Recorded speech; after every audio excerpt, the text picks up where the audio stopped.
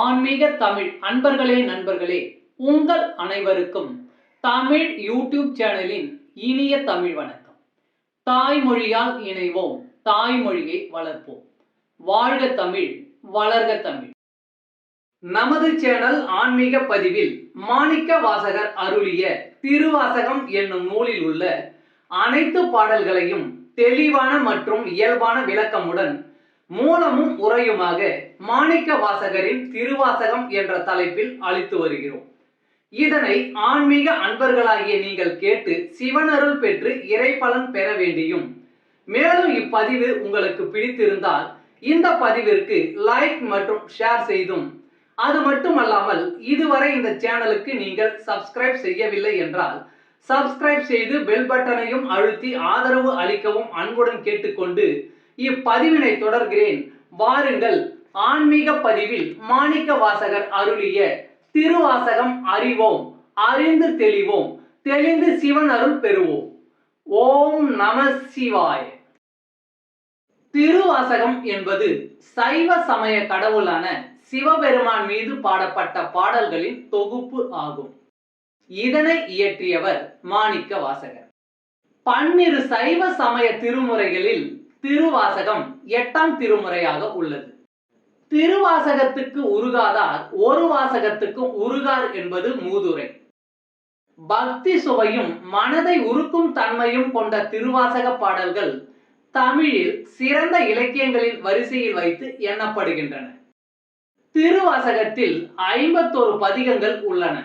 இவற்றுள் மொத்தம் 658 பாடல்கள் அடங்கியுள்ளன. இந்நூலில் 38 சிவத்தலங்கள் பாடப்பெற்றுள்ளன. சிவபுராணம், கீர்த்தி திருவகவல், திருவண்ட பகுதி, போற்றி திருவகவல் என்னும் 4 பெரும் பகுதிகள் இதில் உள்ளன. இவற்றை தொடர்ந்து திருச்சதகம் 100 பாடல்களும், நீத்தல் விண்ணப்பம் 50 பாடல்களையும், திருவெம்பாவை 20 பாடல்களையும், திருவம்மானை 20 பாடல்களையும் கொண்டது. திருப்பொற்சொன்ன முதல் திரு உந்தியார் வரையுள்ள 6 பகுதிகள் 20 பாடல்களை கொண்டுள்ளன. மற்றவை 10 பாடல்களை கொண்ட பதிகங்களாக உள்ளன. நம சிவாய என்னும் 5 எழுத்தில் திருவாசகம் தொடங்குகிறது. முதல் பதிகத்தில் 6 இடங்களில் வாழ்க என முடியும்.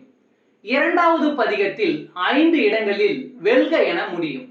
3வது பதிகத்தில் 8 இடங்களில் போற்றி என முடியும். இவ்வாறு 6, 5, 8 என அமைந்திருப்பது திருவாசகத்தின் 658 பாடல்களை குறிக்கிறது.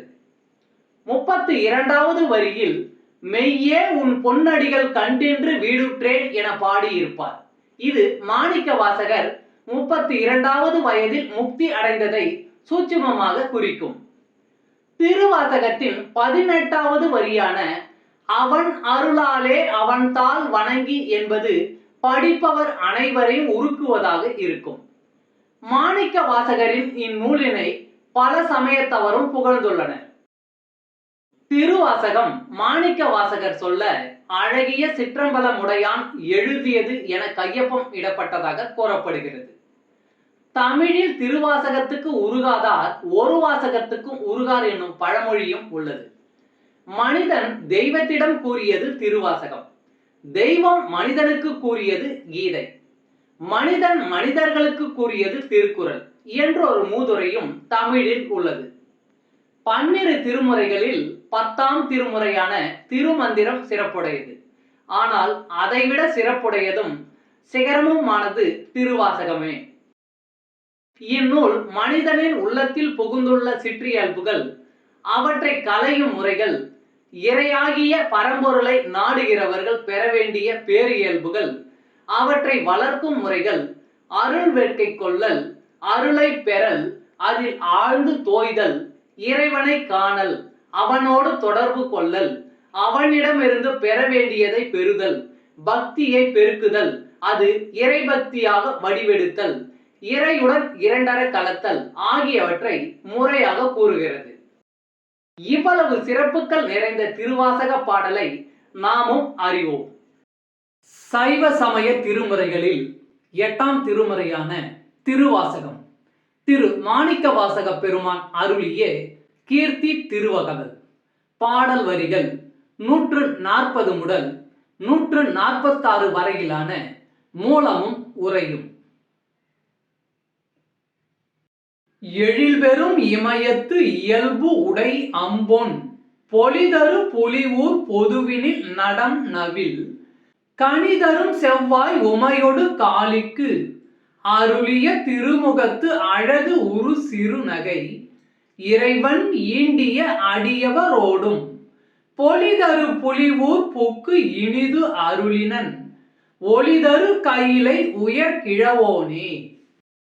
எழில்பெரும் இமயத்து இயல்பு உடை அம்பொன் பொலிதரு புலிவூர் பொதுவினில் நடம் நவில் வெண்பனி போர்த்திய இமயத்தின் மேற்பகுதி பொன்னாய் பொலிகிறது. அதே பொலிவு சிதம்பரத்திலும் காணப்படுவதால் அது அழகிய பொன்னம்பலம் என போற்றப்படுகிறது.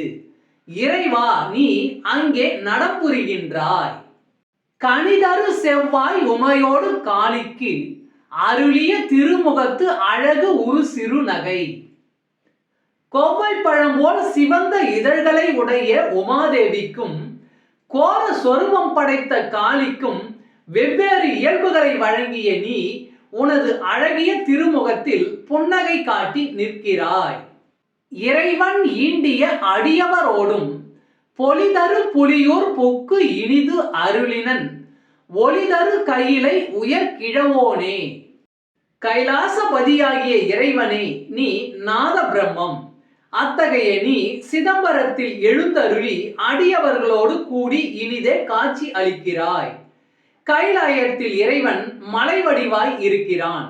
அவனது இருப்பு ஞானக்கண் படைத்தவர்களுக்கே தெரிகிறது. சிதம்பரத்தில் ஊனக்கண் படைத்தவரும் கண்டுகொள்ளும்படி அவன் சிலை வடிவாய் இருக்கிறான். கைலையின் பிரம்ம ஒளிக்கு ஈடாக சிதம்பரத்தில் பக்தர்களின் ஆராதனை ஆரவாரம் ஒலிக்கிறது. திருச்சிற்றம்பலம். அன்பு ஆன்மீக தமிழ் அன்பர்களே, நண்பர்களே, இவ்வீடியோ பதிவினை கேட்டு இன்புற்று ஆதரவு அளித்த அனைத்து தமிழ் உள்ளங்களுக்கும் எங்கள் உள்ளம் கனிந்த நன்றி. மேலும் இப்பதிவு உங்களுக்கு பிடித்திருந்தால் லைக் மற்றும் ஷேர் செய்தும், இதுவரை இந்த சேனலுக்கு நீங்கள் சப்ஸ்கிரைப் செய்யவில்லை என்றால் சப்ஸ்கிரைப் செய்து பெல் பட்டனையும் அழுத்தி ஆதரவு அளிக்கவும் அன்புடன் கேட்டுக்கொள்கிறோம். மிக்க நன்றி. அடுத்த பதிவில் உங்களை விரைவில் சந்திக்கும் வரை உங்களிடமிருந்து விடை பெறுவது தமிழ் யூடியூப் சேனல்.